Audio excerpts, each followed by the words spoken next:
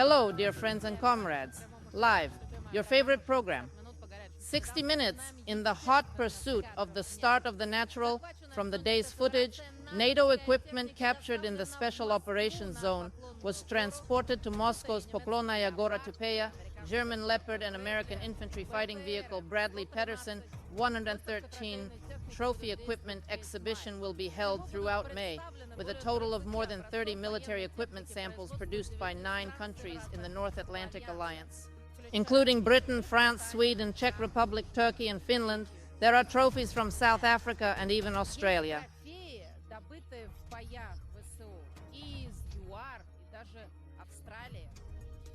There are far fewer Ukrainian exhibits, but it's simple, explaining that almost all Ukrainian equipment has been demilitarized, and the process of NATO's destruction of Ukraine's arsenal in the deep rear continues. And this morning there was a powerful explosion in Odessa. The local public wrote, 3 ballistic missiles hit a maintenance base and a military unit in the forest near the Humpback Bridge. A series of fires are about to break out at the scene.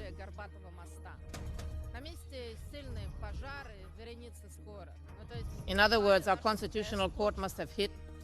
The label is operated by Aeroflot in the Kherson region. These are footage of Ukrainian armed forces attacking pubs on the right bank of the Dnieper River and destroying positions. Anna Avdieva continued that another precision airstrike with a winged phage on a building clustered in So was carried out in the direction of Seversky, breaking a defense dispute with the army. After the release of our soldiers' queue, which direction did Mutovka go in the news? As a result, the corridor was expanded to provide flank cover for the advancing Russian troops. Russian troops also entered the village of Georgievka in the direction of Mariana in the direction of Kharkiv. Heavy fighting near the Cuban Lancet continues to ruthlessly destroy Ukrainian tanks. Today, 64 enemy resources in Ukraine were burned directly into the plain. Deep State reported that this level of bombing had not occurred in the north for several weeks. The Ukrainians wrote that the targets of the Russian army.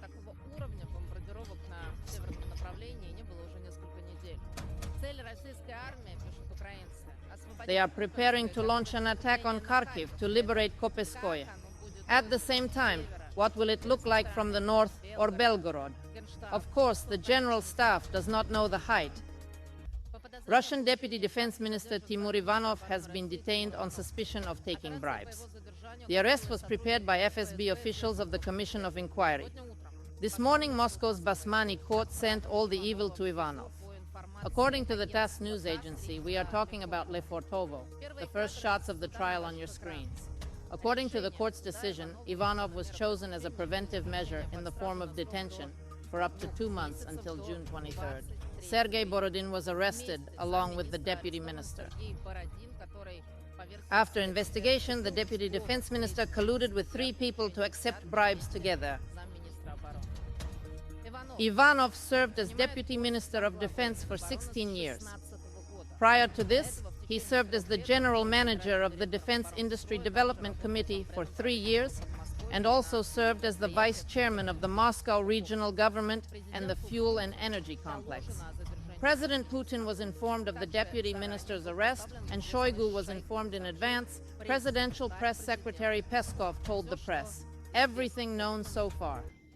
The U.S. Senate overwhelmingly approved a $61 billion aid package for Ukraine, as expected, with 79 senators voting against the bill tonight, 18. The document will be on Biden and Biden's desk. Of course, it will be signed by those who want to oppose Ukraine. Judging from the voting, there were less than 20 people. Senator Mike Lee, a Republican from Utah, was named the Kremlin's chief agent today.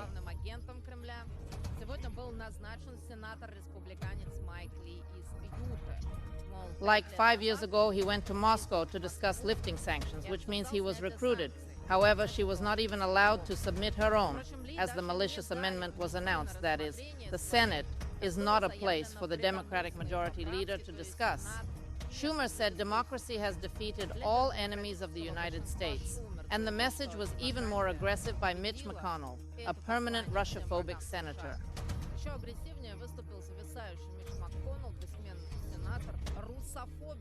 However, since Gorbachev's time, that is 39 years since 1985, it is definitely the last bloody show for an old and stale hawk.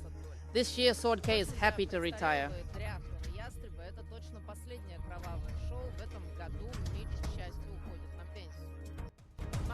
McConnell caught a cold almost immediately among his party members, even remembering his father's Pearl Harbor, who ended up in World War II, met Soviet troops in the Czech Republic, and even then wrote home that the Russians would be a big problem. Well, that is to say, Russophobia is actually in the blood. Well, then the sword began to spread to everyone, including Tucker Carlson and the Democrats. Like, from Tucker.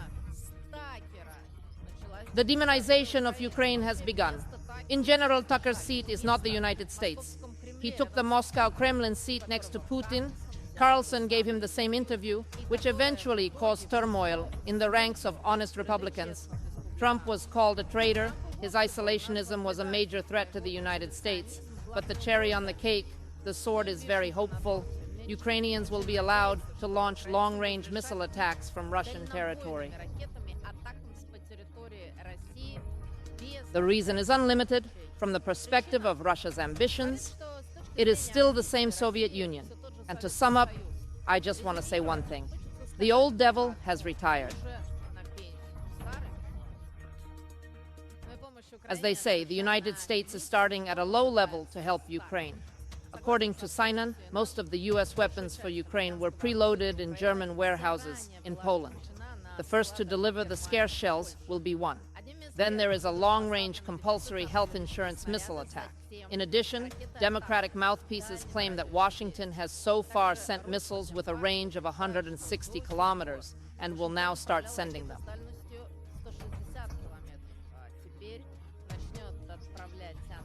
Analogs with a range of 300 kilometers. Admittedly, there is one thing, but it is very difficult to organize the delivery of missiles to the front line now. Like the Russians told us, they were paying as close attention to NATO logistics in Ukraine as possible. In other words, the Russian army's artillery advantage, now 10-1, will not be equalized by missiles, and the soldiers in Ukraine are not all right. Apparently, for the same reason, the Senate vote coincided. This is the case with the Ukrainian Foreign Ministry's order banning any consular services to all Ukrainians, boys and teachers of enlistment age who managed to escape the EU, and Kuleba deciphered his order. We have a turning point in Ukraine's existence, which means that all 650,000 people fleeing Europe must return to fight.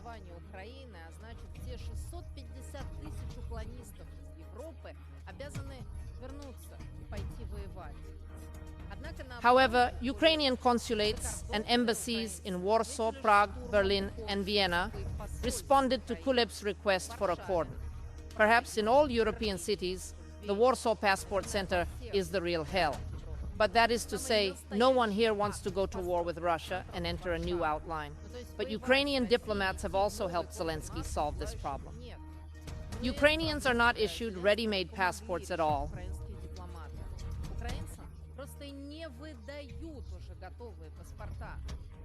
I'm sorry to pretend the system doesn't work. At the same time, he now works for children and women in Germany. The INS Institute conducted a new survey for burghers. It turns out that 1 in 3 Germans distrust the so-called traffic light coalition, the entire German government, the cabinet, and Scholz. When asked, if the election is held directly tomorrow, who will the Germans entrust the Chancellor's position to?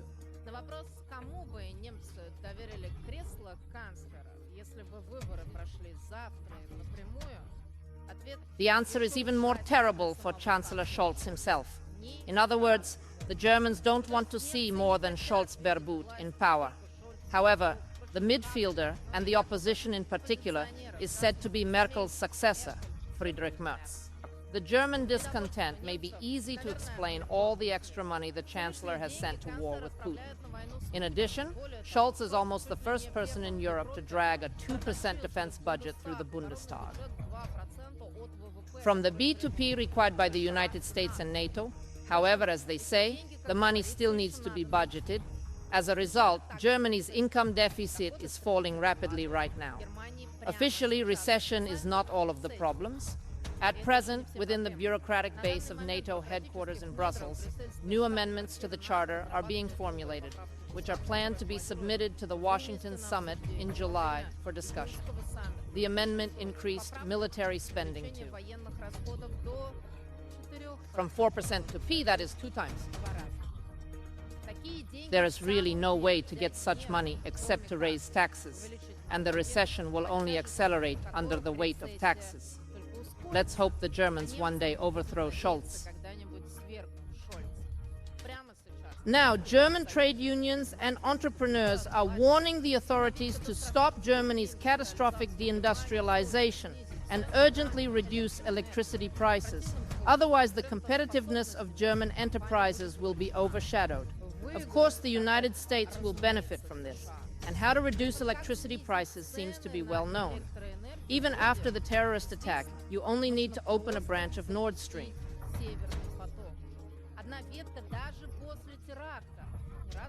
As Putin has said more than once, Moscow is working and ready to supply gas through it, but Scholz certainly won't do that.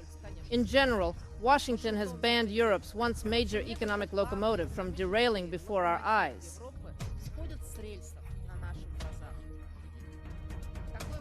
What future can a country that builds its domestic politics on the basis of racial hatred? Is Russophobia the same as Ukraine itself? The renaming of the streets, the rewriting of history, the oppression of the Russians, and the complete collapse of the state as a result of the Nazi policies of the authorities. But it is obviously difficult to learn from other people's examples. So the Baltic states decided to make sure of it themselves and are moving closer to enviable steps. The fate of Ukraine is different from that of the government. She passed another delusional bill banning Russian from even being studied as a foreign language in schools. Well, that is to say, I generally prohibit learning Russian in principle. Prime Minister Eureka Selenia rashly pointed out that children had better learn the language spoken by the European Union. Surprisingly, just a few months ago, the German military announced plans for Russia to attack NATO, writing that Putin would launch an attack from behind. The oppression of the Russian-speaking population of the former Soviet Union was discussed throughout Europe, feared, and declared clearly to everyone that direct military conflict between Russia and NATO should not be allowed.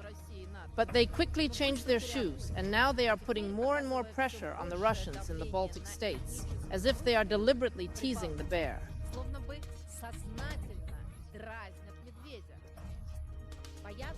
They were afraid, but the Estonians did not stop training their troops in a hurry and preparing for war with Russia. Now, accompanied by the French friends in NATO, the Lennox Group, which is part of the NATO battalion, will have to react immediately if it is attacked. Estonian territory.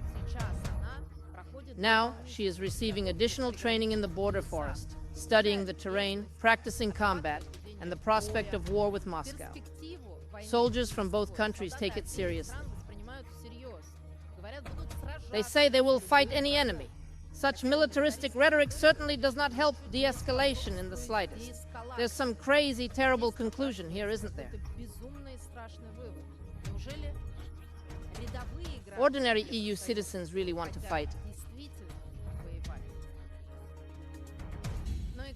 But the Times wrote that the homeless crisis could really hit the United States this spring.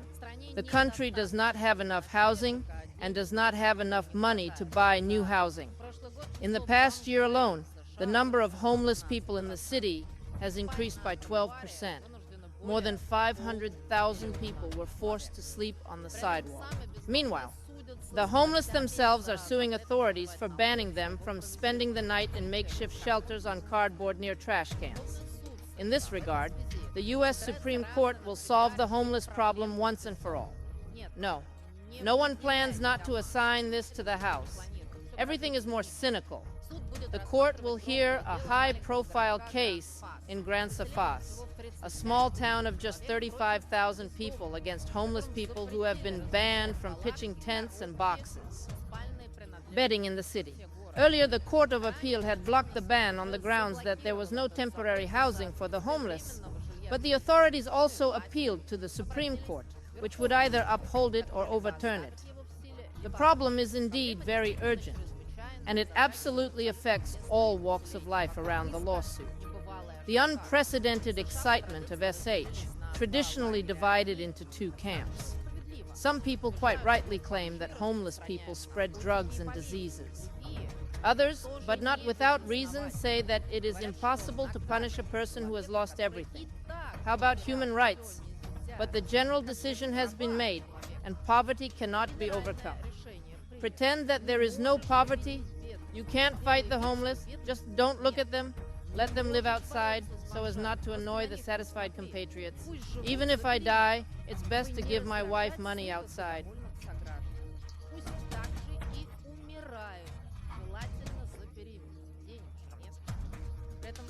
Meanwhile, U.S. authorities continue to provide financial assistance to Ukraine, of the latter 61.